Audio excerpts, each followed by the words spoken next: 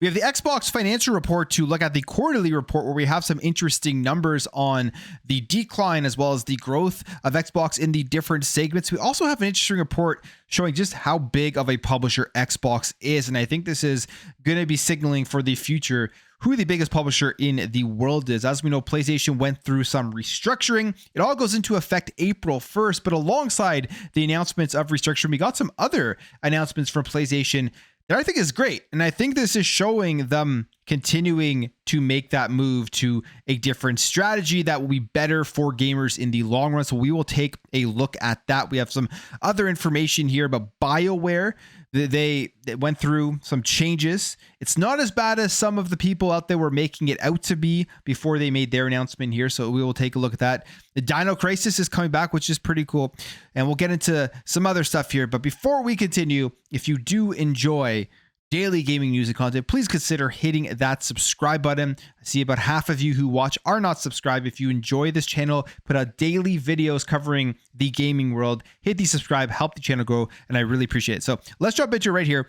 Let's talk about the Q2 2025 Xbox earning results. We'll go over the Xbox stuff. I mean, Microsoft puts out their entire report, but we don't care about all the other stuff on this channel. We're looking at gaming. So the Q2 2025 earning results, there's three metrics here that you really care about. You have gaming revenue, Xbox content and services, and the Xbox hardware. You have the gaming revenue that has declined 7%. And you have the Xbox content and services revenue, which grew 2%. And this is driven by the growth in Xbox Game Pass. Now, here is the number that's going to have a lot of people saying Xbox is dead again and scratching their heads as to how are they even putting out consoles in the future? How are they going to continue to make hardware if this number continues to be this bad? And that is the Xbox hardware revenue has declined 29%. To put that into perspective, why this number is staggeringly bad is because this was during the holiday season. If you do compare that to last year, it was actually up 3%. They do say here, Xbox's hardware revenue decline shows a sharp decrease at 29%, which is frankly a shocking statistic during the holiday period. And for context, Xbox hardware grew by 3% during the same quarter last year. And why it's a shocker is because, I mean, during the holiday season, they have deals, they have more ways to push the console. More people are buying consoles for Christmas gifts and everything like that. So obviously, even with that available to people, they just simply did not sell very many Xbox consoles in Q2 of 2025. And this leads me to ask a major question here. One, is it people just aren't buying the Xbox console? And I think that definitely plays a role into it. And is Xbox just not producing enough units here to actually move the needle in a positive direction, as they are, I believe, preparing for the next generation? They've kind of looked at this gen, and again, I would say kind of written it off from the hardware perspective. They don't really care about selling a bunch more consoles between now and when the next generation starts, whatever that means, whether that is the handheld or that is the at-home console, because a 29% decline during that holiday season is just not very good. And you look at this and you would logically think, and I can't really fault people for this at this point, when you're seeing these declines in their hardware, you have to ask the question, are they producing hardware going forward when they've said multiple times that they are? Now, I do believe that they are. I don't think Xbox has been lying to us now for over a year about the future of the hardware. Even Phil Spencer has come out and said they are making more Xbox consoles. And he just recently said that after the developer direct, and how hardware is an important part for them. And they are figuring out ways to make sure that we have access to our Xbox library going forward into the future on pretty much any device. But the strategy is definitely going to be different next generation. Handheld's going to be in there. And I do think, because they've talked about this previously, their OS is going to be licensed out to multiple manufacturers, where they're just going to create a console that has the Xbox integration into it, and then it's going to be certified by Xbox. So it takes kind of the burden off of them to produce and sell a lot of these consoles going forward. And I think they also will have, at least at the start of the generation, a high-powered Xbox console for people who want to spend a premium amount to get the best console experience out there. That's kind of my prediction as to what is going to happen going forward. But yeah, those decline in hardware, that number is not very good. This is not a very good look right now for the Xbox console itself. Now, the other thing here, gaming revenue declined 7%, and this is interesting because this is the first quarter that is compared to the first time that they had ABK, a part of the portfolio. So that takes into account everything: Activision, Blizzard, Xbox, Bethesda, everything. And then the other one here, Xbox content and services grew 2%. It's driven by growth in Xbox Game Pass. So Game Pass is growing, Game Pass is thriving, and it is continuing to help the Xbox division. And if you think it's growing now, think about this year, how big I think it's going to be, especially with the amount of games that they are putting out this year. At the end of it, once we do start getting the financial reports and seeing how Xbox has done, it will be the most interesting because of the just sheer amount of first-party content that we know is coming. We know these games are coming in the first half of 2025, and you can bet there's going to be a lot more in the second half, and I think that is going to drive a lot more people to the ecosystem as well as to the Game Pass subscription. So there are the results. I don't think there's anything crazy there, again, other than people are going to be talking about Xbox being dead now because of the hardware results and all that stuff. I mean, it is a cycle. If people don't talk about Xbox being dead, you probably have to ask why. That's kind of weirder than since they always do talk about it. Whenever any news comes out, that can be looked at as a negative. Now, when it comes to publisher, it looks like Microsoft is going in that direction as being the world's biggest publisher. We have this report here, which is very interesting. It says Microsoft was the #1 games publisher in the world last month. They nearly 0.5 billion was spent on Xbox games across Steam, PlayStation, and Xbox in December. And this is according here to Ampere, data from Ampere, which includes sales of Call of Duty Black Ops 6, which was one of the biggest games over the holiday period. It also includes the release of Indiana Jones and The Great Circle, which launched in December. So those are two major games, of course. So those push Xbox to being huge, but there's obviously other games that play into this, all the third-party content that they do put out there. Specifically, they say Call of Duty delivered the majority of the success. Call of Duty HQ, which includes Black Ops 6, attracted 38 million monthly users in November of 2024. And that is setting up for the game to also be strong in December. And since they've been putting more emphasis on the multi-platform strategy, this one here is also interesting. 64% of consumer spending on Microsoft titles in December was on PlayStation formats driven by Call of Duty. And I mean, you could look at that however you want, depending if you care about one side or the other. But what this does tell me is that the reality of the situation is Xbox is making a ton of money off of PlayStation users, a ton of money off of the PlayStation business, and they are taking that money and they're using PlayStation to help fund Xbox, to help continuously give us these incredible day one games into Xbox Game Pass, continuously give their first party games day and date into Xbox Game Pass. That is a part of the funding that brings all those games to Xbox gamers, which to me, keep putting games out there on PlayStation if that means more games come into Game Pass day one, as somebody who loves the Xbox Game Pass service. Which is why when you look at people complaining and everything about the whole multi-platform strategy, they're missing the major point here about if you're a gamer on Xbox, is that you're going to benefit a lot from this with all of the money they're going to be raking in from the other platforms. And I think this alone just shows that.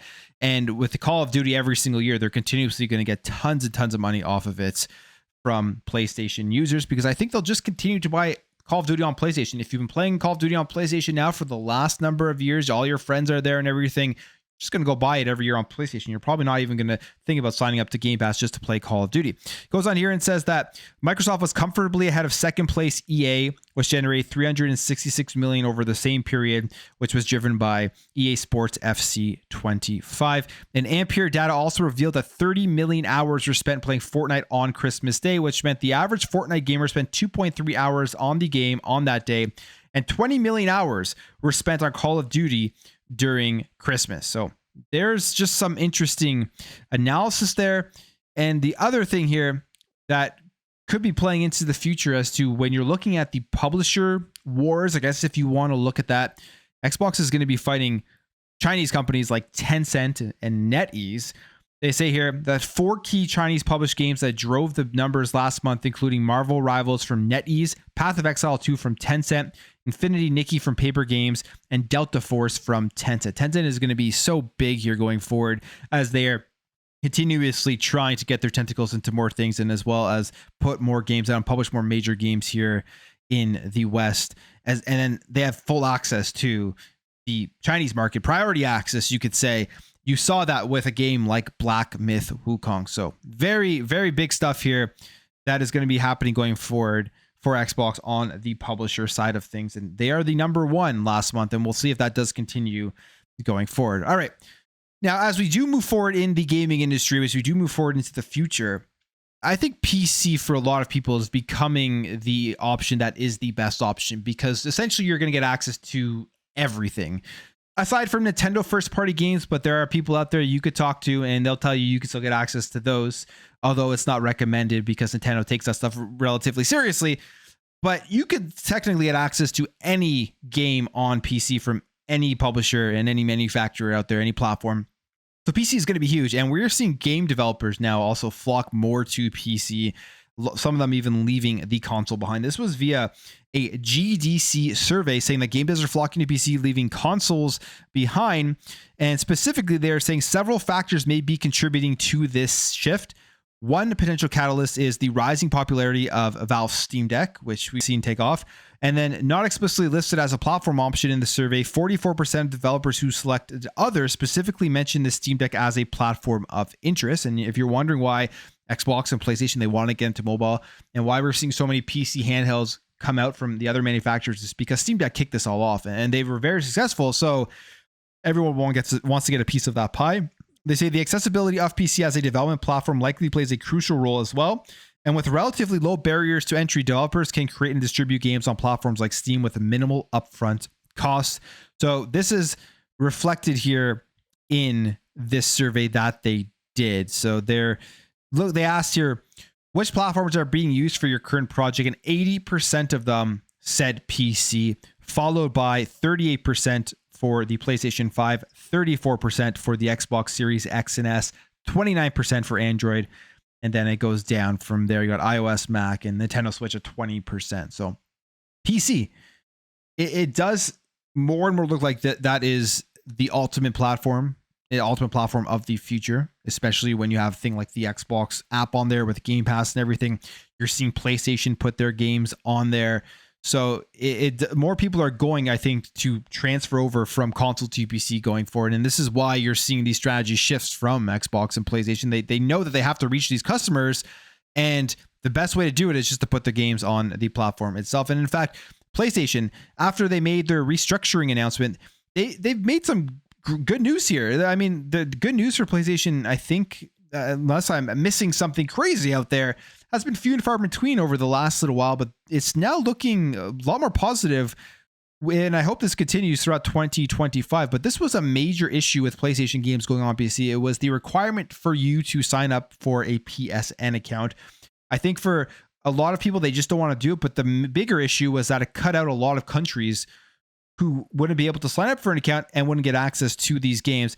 And now they've announced here that they are dropping that requirement for PC games. And this is coming just before the launch of Spider-Man 2 on PC. So I think this is great news. And I hope PlayStation continues down this road of removing barriers of entry to get access to their games. They say Sony announced Wednesday that you won't need to log into a PlayStation Network account to play 4 of its single player games on PC. Marvel Spider-Man 2, which is out today. The Last of Us Part 2 Remastered, which launches on April 3rd. God of War Ragnarok and Horizon Zero Dawn Remaster. So they're taking that away. It makes complete sense. There's absolutely no reason for you to have to sign into a PSN account to play a single player experience if you purchased it on Steam. There's just no reason for that whatsoever. Now, the other thing here, they say Sony's PSN account requirement for some of its PC games hasn't been a popular one. Backlash to the requirement for Helldivers 2 led Sony to reverse the decision after the game was review bombed on Steam. So I think a lot of people have pushed back against this, and now they've restructured, or they're restructuring officially April 1st, and they're probably looking at their strategy. And the strategy that PlayStation is going to employ far more going forward is going to be, let's just put these games out there on the platform. Let's make it easy to access. Let's try to make as many sales as possible, make as much money as possible, and grow the business. Because as of right now, keeping things locked to the PlayStation, even if it's like a feature or making it harder for people on PC to play their games, depending on what country they live in, that isn't helping them grow. And they know that they have to start changing up what they do. So I think this bodes well going forward for the future. Again, it continues to make me continuously believe, and I've said this so many times, that they're going to be putting their games on PC day and date. I wouldn't be surprised now, honestly, by the end of this year, if we do start to see that strategy shift a lot faster to them doing that. And I hope they do. And it'd be great for everybody on PC, and just reducing the barriers of access to their games. Now, the other thing that they are doing here, which is pretty cool, is that they are improving their PlayStation Plus service by focusing on PS5 games going forward. So if you have PS5, you're subscribed to PS Plus, you get PS4 games in there and stuff. Now they're going to be focusing on strictly PlayStation 5 games. It says, as a part of the reveal for the free monthly games that they are putting out in February, that PlayStation blog, they put out an announcement here saying that they're putting more of a focus on adding PlayStation 5 games starting this year, saying, as many of our players are currently playing on PS5 and have shifted towards redeeming and accessing PS5 titles from the monthly games and games catalog benefit, PlayStation Plus is also evolving with this trend and will focus on offering PS5 titles through the monthly games and game catalog benefits starting January of 2026. As we shift to PS5, PS4 games will no longer be a key benefit and will only be occasionally offered for PlayStation Plus monthly games and game catalog starting January 2026. We may still provide titles that can be playable on both PS4 and PS5 consoles after this date. Now, they did make it clear that all your PS4 games that you have redeemed already will still be playable via the membership. They say, we'll continue to evolve the experience of PlayStation Plus and optimize the benefits you receive, including exclusive discounts, online multiplayer access, online game save storage, and more.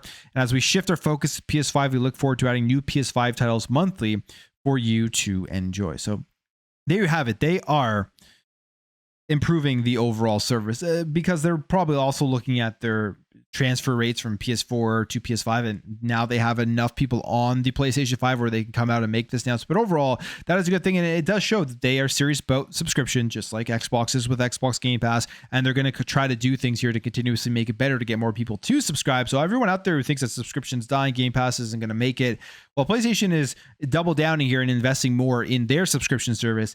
And it is the way of the future. They're seeing this as a way to grow. They're seeing this as a way to attract more people and to keep them locked into their ecosystem when you're paying a monthly fee and putting out content every month that you're going to want to continue to play. All right, a couple more things here. We'll start off here with Ben Studio. This is, I guess, some bad PlayStation news, but Ben Studio is cutting their contractors. Again, not surprising because they canceled all of the live service games, but they're cutting contractors following the live service game cancellation. And they do say here that 2 weeks after Sony canceled its game, an unknown number of contractors has been laid off. And this is just kind of a fallout from all of the games as a service stuff that got canceled from PlayStation. So this will be the next logical step. The question I have now is, with the restructuring of the organization at PlayStation, were all of these cancellations leading up to that, where they had already made that decision that Nishino was going to take over, and he probably potentially had a different direction that overall as co-CEOs Herman and him had, and that led to all these games being canceled. When he does get in place April 1st, what is going to be an official direction that they are going to be going? Are they going to announce a bunch of new stuff that is going to be in development here from these studios that we don't know what they're working on now? And I don't think those games are going to come out anytime soon because they've spent all their time working on live service stuff. They're going to have to start up a new game, but is there going to be a new announcement and a new direction in terms of the style of games that they are going to go forward with, whether that is sticking to just their single player experiences or some of them doing single player and then other ones still doing some sort of live service multiplayer game? Because I still think that they need something on there in their portfolio that is multiplayer and games as a service, but it shouldn't be like 10 or 12 of them, which is kind of what their plan was, what Jim Ryan had said before he had left. All right, a couple more things here. We have Dino Crisis and Dino Crisis 2 are now playable on modern PCs if you are a fan of these games. It says here that you can get this from GOG. They announced here that we've listened, and the legendary Dino Crisis and Dino Crisis 2 are back fully playable on modern PCs. And there's a bunch of information here about what kind of comes when you get those games. So if you're a fan of Dino Crisis series, go and check that out. And finally, a big news here from Bioware. Now, we saw a lead up to this. There was like a huge controversy and stuff, multiple reports going out that obviously there was issues at Bioware. Just Dragon Age Veilguard did not do well enough, and people were saying that, oh, they're going to close down the studio, and Bioware Edmonton was going to close down. Now, that did not happen, at least as of right now. It could happen in the future, but as of right now, this seems like it is the big announcement that does not include the closure of the studio. But there is an update here about the future and the core of leadership for Mass Effect. Mass Effect is the next game they're working on. It's going to be a huge one for them. And just like Dragon Age: The Veilguard, potentially is going to be one that people are looking at as the game that gets BioWare back to where they were. But we have this, they put this announcement out, and it says here that BioWare update the future and core leadership of Mass Effect. Mass Effect will continue. The studio is now fully focused on developing the next Mass Effect game. So great news. I am looking forward to see what they do. The game is under leadership by a core team of veterans from the original trilogy. Again, that to me is good news.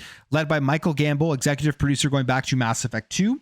The game director, Preston Watamaniak, who is a 24-year veteran and was a lead designer on the Mass Effect trilogy, Knights of the Old Republic and Neverwinter Nights. So great pedigree there. The art director, Derek Watts, was the art director on the original Mass Effect trilogy. The creative director, Parrish Lee, was lead cinematic and presentation animator going back to Mass Effect 1. The narrative director, Mary DeMarle, is helming the story and was a lead writer on Deus Ex Human Revolution and Mankind Divided, as well as Guardians of the Galaxy. Guardians of the Galaxy was phenomenal. Great story, great acting, everything. So that is good news. And it says the studio is taking this opportunity between full development cycles to reimagine how we work at BioWare. So that was the major announcement for the studio itself. It is in closing down. They are focused fully on Mass Effect. They have a core team. It sounds like a very strong team in this overall. I think a smaller team, but a stronger team to take this game and make it something that I think people will love. So hopefully this one turns out better than Dragon Age: The Veilguard, at least commercially. Again, I haven't played Dragon Age: The Veilguard, so I don't know if it's as bad or as good as some people make it out to be, because it was a game that had one extreme or the other. There really was not many people in the middle for it, but we'll see how Mass Effect does turn out. I'm going to end the video there. If you did enjoy this video, make sure to hit that thumbs up. If you are new here, hit that subscribe, and I will catch you guys in the next video.